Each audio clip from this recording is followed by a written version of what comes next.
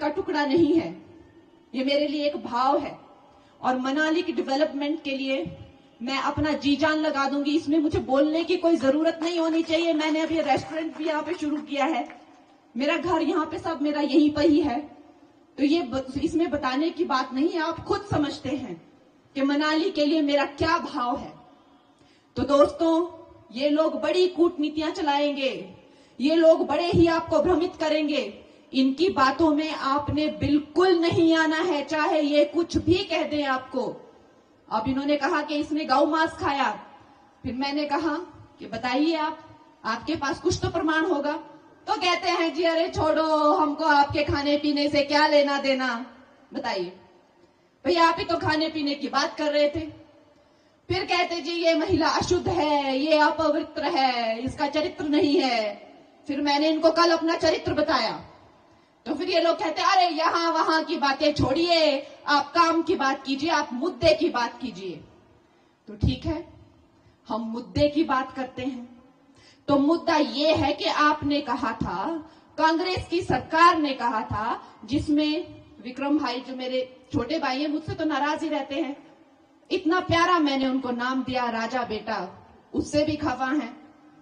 इतना प्यारा मैंने उनको बोला राजा बाबू, उससे भी खफा है। हम जो हमारे जो शीर्ष नेतृत्व हैं, अगर कोई उनसे हमारी तुलना करे तो हम तो गदगद हो जाए। वो खुद को प्रधान सेवक कहते हैं, दुनिया उनको प्रधान सेवक कहती है, हमें कोई छोटा सेवक कह दे हम तो गदगद हो जाए। हमने उनको छोटा पप्पू क्या बोल दिया, अरे वो तो मुंह फुला के बैठ गए, उनको उस पे भी गुस्सा आ गया। मुझे कहते हैं मैंने अभद्र भाषा यूज की। अरे भाई, किसी को प्यार से छोटा पप्पू, राजा बाबू, राजा बेटा, ये तो बड़े ही प्यारे शब्द होते हैं, हम छोटे छोटे बच्चों के लिए यूज करते हैं। छोटा भैया है वो, उसको मैंने प्यार से बोल दिया, बड़ा नाराज हो गया। लेकिन वो भी मंत्री है इस सरकार में, तो वो भी इन बातों का जवाब दे कि आपने कहा था कि आप पेंशन स्कीम जो है वो शुरू करेंगी। की आपने स्कीम, पेंशन स्कीम शुरू की आपने, काम की बात कीजिए। आपने कहा था मोबाइल हॉस्पिटल बनाएंगे, मतलब वैनें होंगी जिनमें हॉस्पिटल होंगे, वो घर घर जाकर, गली गली जाकर मुफ्त इलाज करेंगे। देखी ऐसी वैन किसी ने? देखी क्या मंडी में ऐसी वैन किसी ने नहीं देखी। आपने कहा था 5 से 6 लाख नौकरियां देंगे, मिली क्या किसी को नौकरी? आपने कहा था महिलाओं को, बेटियों को 1500 हर महीने देंगे, मिला क्या किसी को 1500?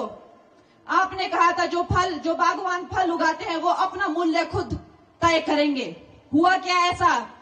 आपने कहा था खाद आप जो है 2 रुपए में ले, हुआ क्या ऐसा?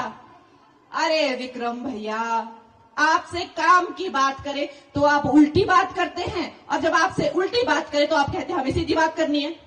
तो आपसे बात कौन सी करें? काम की बात अगर इस देश में कोई करता है, काम कराने की बात अगर इस देश में कोई करता है, करके दिखाता है और डंके की चोट पर गारंटी बोल के शुरू करता है और गारंटी से डिलीवर करता है, तो वो एक ही है, और वो है नरेंद्र मोदी। नरेंद्र मोदी की गारंटी अभी इस पूरे देश में चल रही है, पूरे देश में लहर है।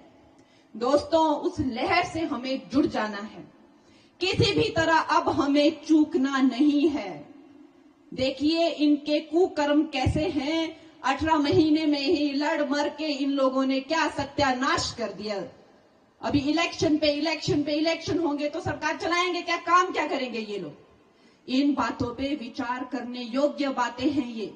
आप इन बातों पर विचार कीजिए, और आपने एक बात इन सबको बोल देनी है कि हमारी जो मंडी की बेटी है और हमारी जो कांग्रेस की जो है वो महिला विरोधी सोच है, आपने सबने उनको मुंह तोड़ जवाब देने हैं कि मंडी की बेटियों के बारे में और मंडी की महिलाओं के बारे में इन्होंने फिर से अगर ऐसी अभद्र टिप्पणी की कांग्रेसियों ने कि इनके क्या भाव हैं, इनके चरित्र नहीं है ये, तो आपने बोलना है कि हमारी बेटियों के बारे में आप कतई ऐसा मत बोलिए, आपको यहां से जमानत जब्त हो जाएगी अगर आप ऐसी अभद्र बातें करेंगे। बाकी आपसे तो मेरी बातें होती रहेगी। और दोस्तों, कभी आपने ये अपने मन में ये नहीं रखना है कि हम कंगना से कैसे मिलेंगे, कंगना तो अभिनेत्री है, हमारी सेवा करेगी कि नहीं, हमारे काम करवाएगी कि नहीं।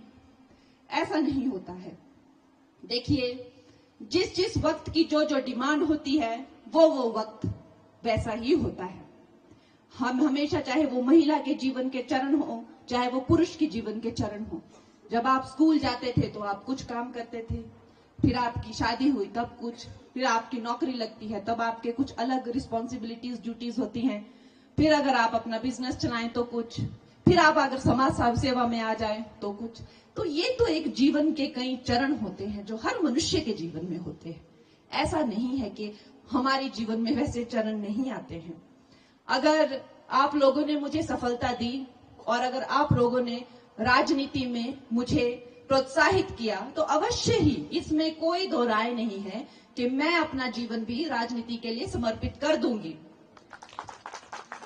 आप लोगों को इस तरह से हमें यहां से लीड मिलनी चाहिए कि दिल्ली तक ये बात गूंजे कि कंगना को मनाली से ऐसी लीड मिली थी कि ऐतिहासिक लीड थी कि अगर मेरी मनाली की कोई भी फाइल अगर कहीं दिल्ली के किसी बेंच पे जाए या मेज पे जाए तो लोग उसे वहां से हटाने से पहले और हिलाने से पहले 10 बार सोचे कि ये वही मनाली के लोग हैं जिन्होंने हिमाचल प्रदेश में सबसे ज्यादा लीड देकर भाजपा को, बीजेपी को जिताया था। जय हिंद, जय श्री राम।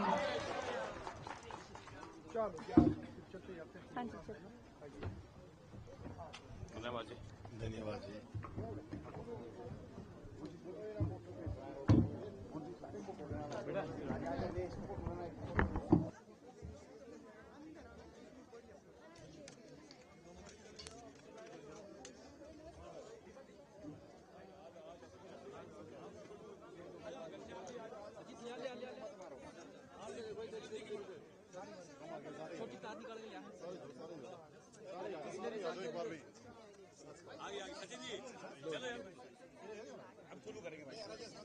है ये मनाली जो है मेरे लिए कोई सिर्फ एक जमीन का टुकड़ा नहीं है,